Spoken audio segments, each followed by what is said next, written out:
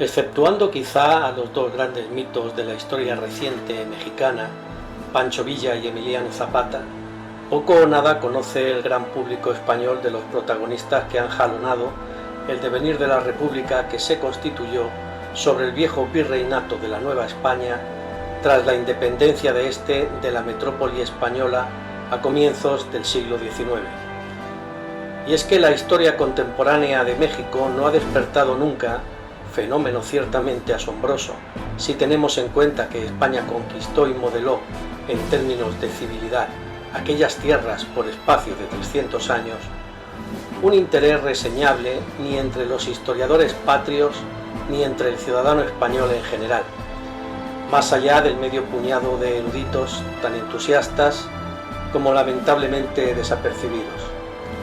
Y si conocemos los nombres de Villa y de Zapata, es más por la dimensión romántica de sus respectivas leyendas, trágicas ambas a la postre, que por la incidencia perdurable de sus logros en la política mexicana. Una vez desaparecidos, no quedó de ellos más que el recuerdo de sus acciones heroicas, el mito.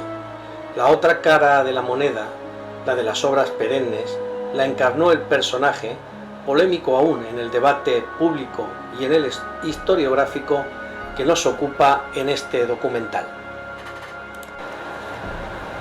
Don José de la Cruz Porfirio Díaz Mori, 1830-1915, más conocido como Porfirio Díaz, detentó el poder en México por espacio de 34 años.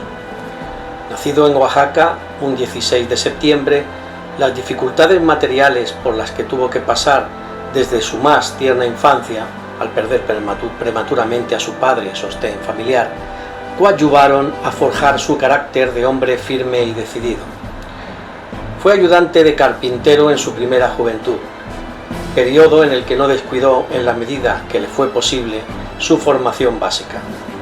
Joven despierto y de una gran inteligencia natural, llegó a ser admitido en un seminario, donde bien pudo haber desarrollado una cómoda carrera eclesiástica. Sin embargo, y aunque supo aprovechar las enseñanzas impartidas por los padres, llegó a graduarse en leyes, el joven Porfirio Díaz, sin duda más proclive a las glorias mundanas que al cultivo espiritual de almas, terminó alistándose en la Guardia Nacional durante la guerra contra los Estados Unidos. Su participación en aquella conflagración no fue relevante, pero configuró las sólidas bases sobre las que se asentaría el genio de un militar de espíritu indomable. Dicho espíritu se manifestaría ya sin reservas durante la Guerra de la Reforma entre 1858 y 1860, en la que participó apoyando la causa liberal de Benito Juárez. Un año después de finalizado el conflicto, Porfirio Díaz, con poco más de 30 años, era ya general de brigada. Pero las acciones bélicas que le encumbraron a la fama y le hicieron merecedor de la admiración de sus compatriotas se desarrollaron durante la guerra contra la dominación francesa. En 1862, su papel fue determinante en la victoria conseguida por los patriotas mexicanos en la batalla de Puebla, 5 de mayo. Posteriormente a esa acción, emprendió acciones guerrilleras contra el invasor y sus aliados, que le granjearon un enorme prestigio. En 1867, como general de división, recuperó la capital para que Juárez entrara en ella en calidad de presidente de la República. Pero el prestigio y el reconocimiento público de héroe militar no son activos suficientes para hacerse con la presidencia de la nación. Comienza una época de frustraciones políticas para el gran general. En 1867 cae derrotado ante Juárez, lo que vuelve a repetirse en 1871. Tras cada derrota, Porfirio Díaz agita al ejército y protagoniza diversos pronunciamientos que al fracasar le relegan al ostracismo. La muerte de Juárez en 1872 viene con una amnistía que le permite retornar a la legalidad. En 1876 está plenamente decidido a hacerse con el poder y tensiona al país con una serie de asonadas militares que, respaldadas por el Plan de Tuxtepec, basado en la Constitución Liberal de 1857 y la no reelección, acaban con el derrocamiento del presidente Lerdo de Tejada, a quien Díaz acusaba de encabezar un gobierno autoritario, centralista y corrupto.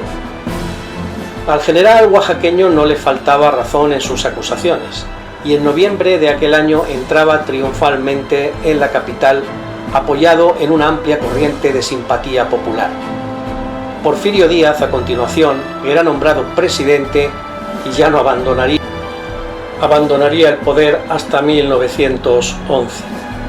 Aunque la Constitución mexicana impedía la permanencia en la presidencia durante 2 mandatos consecutivos, Díaz, después de renunciar brevemente a la misma en favor de Manuel González, presidente testaferro, mientras el general movía los hilos del gobierno desde el Ministerio de Fomento, terminó por conseguir la introducción de una reforma constitucional que le permitió ser reelegido nuevamente en 1888, 1892, 1896, 1900, 1904 y 1910.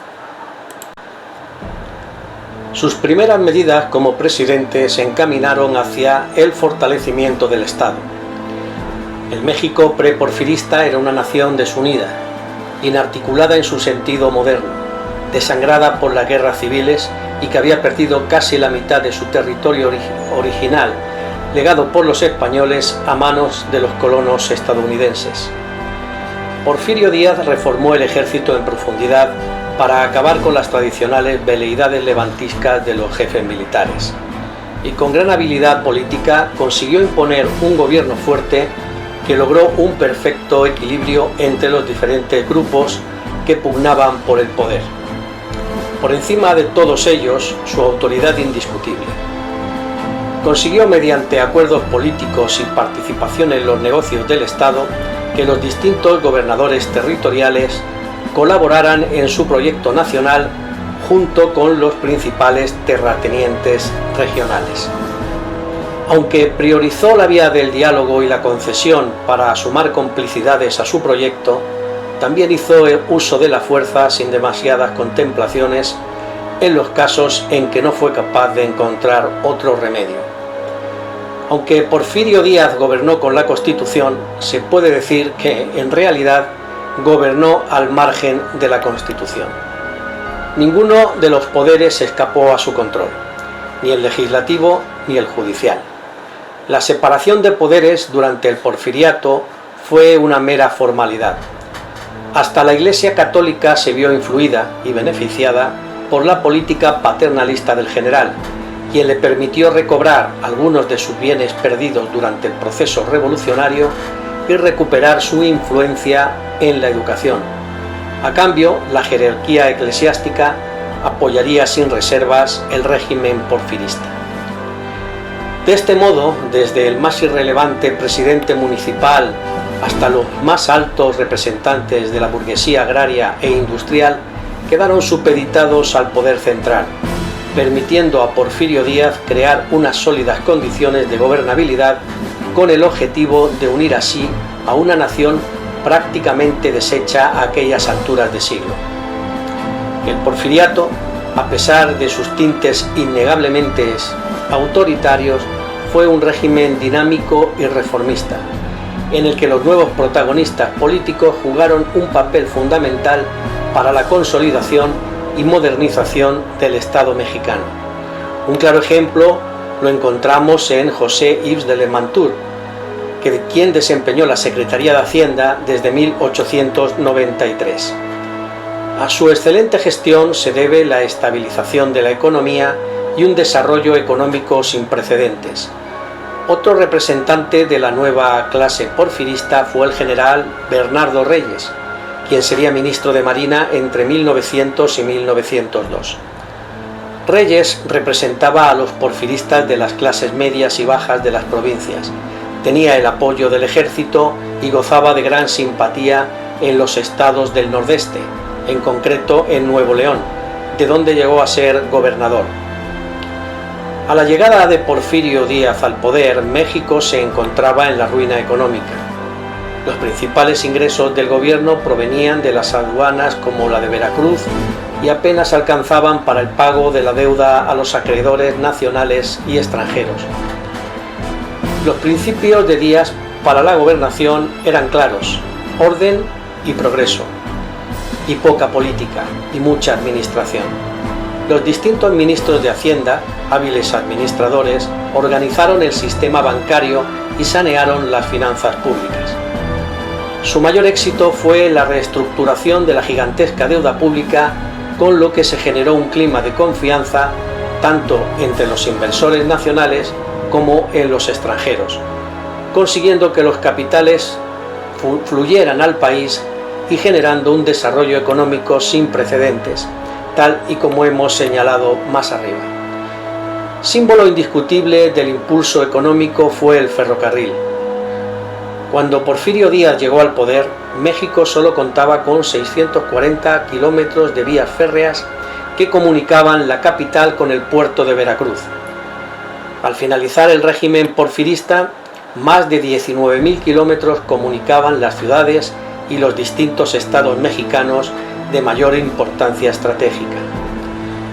El desarrollo del ferrocarril y la aplicación de una política económica de baja presión impositiva favoreció la inversión y el intercambio comercial entre muchas regiones que no habían comerciado nunca, generando una prosperidad que amplió las clases medias.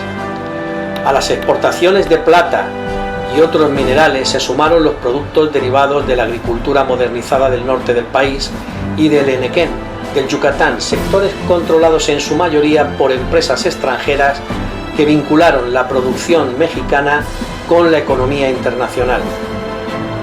Con todo ello, Porfirio Díaz lograba conectar todos los estados de la República y sentar las bases de un verdadero desarrollo económico. Durante el porfiriato, la población mexicana aumentó considerablemente, fruto del desarrollo económico, pasando de 9 millones de habitantes en 1877 a 15 millones en 1910. Con todo, México continuaba siendo un país predominantemente agrario. En torno a 1900, el 90% de los mexicanos vivía en poblaciones de menos de 15.000 habitantes, contando aldeas, rancherías o haciendas. La unidad económica del agro porfirista era la hacienda, latifundios que habían ampliado sus dominios después de la independencia a costa, en innumerables ocasiones, de la usurpación de las tierras pertenecientes tradicionalmente a las comunidades indígenas, así como de las propiedades desamortizadas o expoliadas a la Iglesia.